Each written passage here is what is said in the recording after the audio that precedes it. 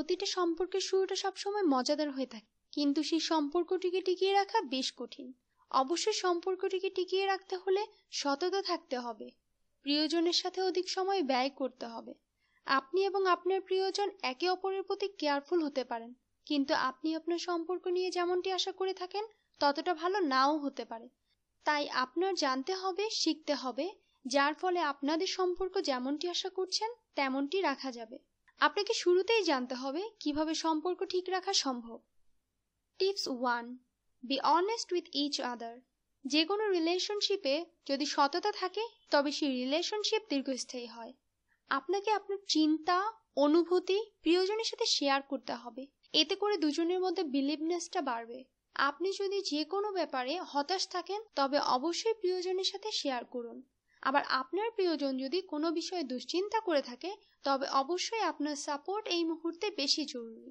এই বিষয়টি সম্পর্ক মজবুত রাখার জন্য অনেক পাওয়ারফুল, তাই এই বিষয়টি অবশ্যই মনে রাখতে হবে। Tips 2, learn to compromise. প্রত্যেকটা রিলেশনশিপকে টিকিয়ে রাখতে হলে কম্প্রোমাইজ করতে হবে। অনেক সময় কারো কারো নিজের অজান্তে বা অনিচ্ছাকৃত মিস্টেক হয়ে যায়, তখন সেই ভুলটাকে ভুল না বুঝে কম্প্রোমাইজ করে নিতে হবে।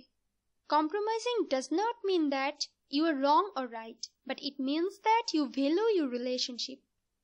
Tips 3, learn to say sorry. প্রতিটা দীর্ঘস্থায়ী রিলেশনশিপের সবচেয়ে গুরুত্বপূর্ণ বিষয় হলো দুজনকে সরি বলার অভ্যাস গড়ে তুলতে হবে।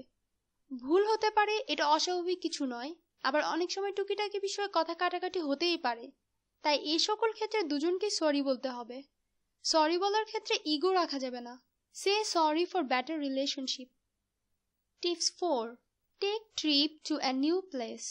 সম্পর্ক মজবুত রাখার জন্য অবশ্যই মাঝে মাঝে নতুন নতুন জায়গা ঘুরতে যাওয়া যেতে পারে। এর জন্য দুজন মিলে সময় বের করে যেতে হবে, এতে করে দুজনেই বেশ মজাদার কিছু সময় একসাথে পাস করতে পারবে। এতে করে সম্পর্ক আরো দৃঢ় আর মজবুত হবে। Tips 5, show appreciation. মজবুত রিলেশনশিপের একটা অন্যতম বৈশিষ্ট্য হলো কৃতজ্ঞতা প্রকাশ করা। আপনার প্রিয়জন হয়তো তেমন সুপার লেভেলের কিছু করতে পারছে না, কিন্তু সে ট্রাই করছে, এক্ষেত্রে অবশ্যই তাকে অ্যাপ্রিসিয়েট করতে হবে। এতে করে তার সুপার লেভেলের কাজ করার ক্ষমতা বাড়বে। আবার এমনটিও হতে পারে আপনার প্রিয়জনের পরীক্ষার ফল বেরিয়েছে কিন্তু সে মোটামুটি একটা রেজাল্ট করেছে, তবুও তাকে অ্যাপ্রিসিয়েট করতে হবে, যাতে পরবর্তীতে তার রেজাল্ট আরো বেটার হয়। If you appreciate one, he or she will do better than before. Appreciate করার মূল উদ্দেশ্য হলো রিলেশনশিপকে গুরুত্ব দেওয়া।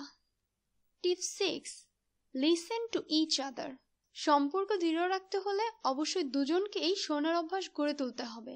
দুজনেই দুজনের কথা কেয়ারফুলি শুনবে, ভ্যালু দিবে, সিরিয়াস কোনো বিষয়ে ফান করবে না, সাপোর্ট দিবে। এমনটি হলে রিলেশনশিপ বেটার হবে।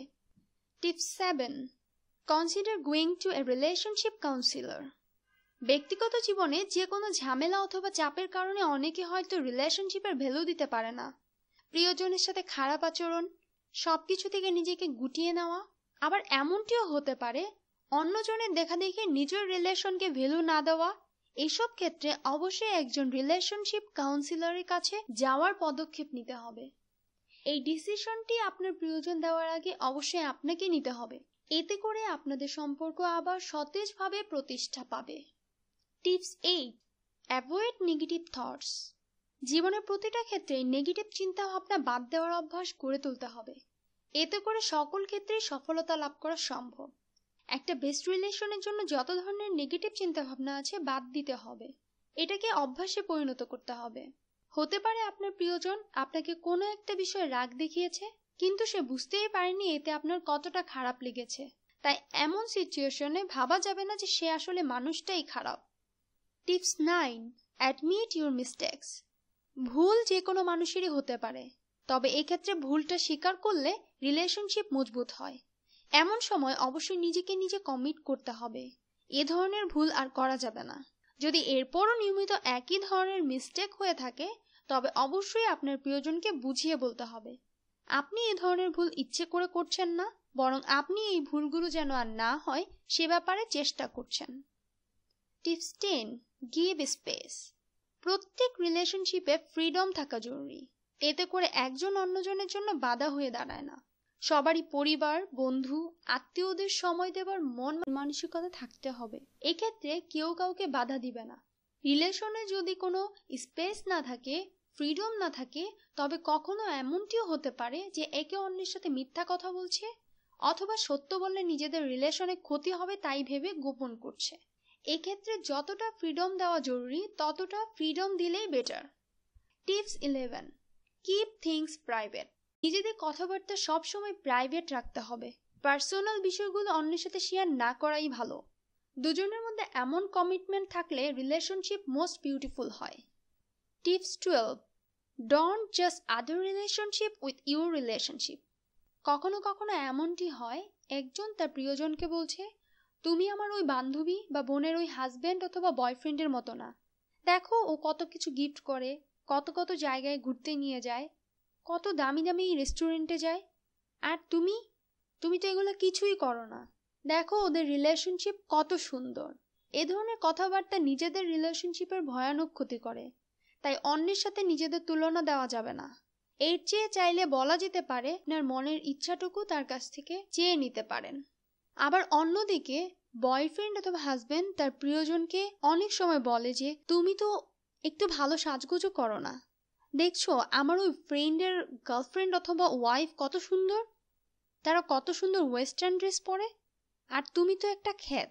এই ধরনের কথাও বলা যাবে না। কারোর সাথে ম্যাচ বা জাজ করে রিলেশনশিপ কন্টিনিউ করা যায় না। তাই এইসব ব্যাপারও অ্যাভয়েড করতে হবে। সম্পর্ক এমন একটা জিনিস যার মধ্যে বিশ্বাস, ভালোবাসা, আস্থা, ভরসা, নমনীয়তা, সততা খুবই গুরুত্বপূর্ণ। এই বিষয়গুলো যারা মেনটেন করতে পারে তাদের রিলেশনশিপ অধিক মজবুত হয়। আশা করছি আপনার সম্পর্ক আগের চেয়ে আরও বেশি মজবুত হবে। আমার আজকের এই বিষয়টি যদি আপনার একটুকুও ভালো লাগে তবে অবশ্যই লাইক, শেয়ার ও কমেন্টস করবেন। পরবর্তী লাইভ সলিউশন দ্রুত পেতে চাইলে সাবস্ক্রাইব করুন এখনই। আপনাদের সুস্থতা কামনা করছি, সাথেই থাকুন। ধন্যবাদ।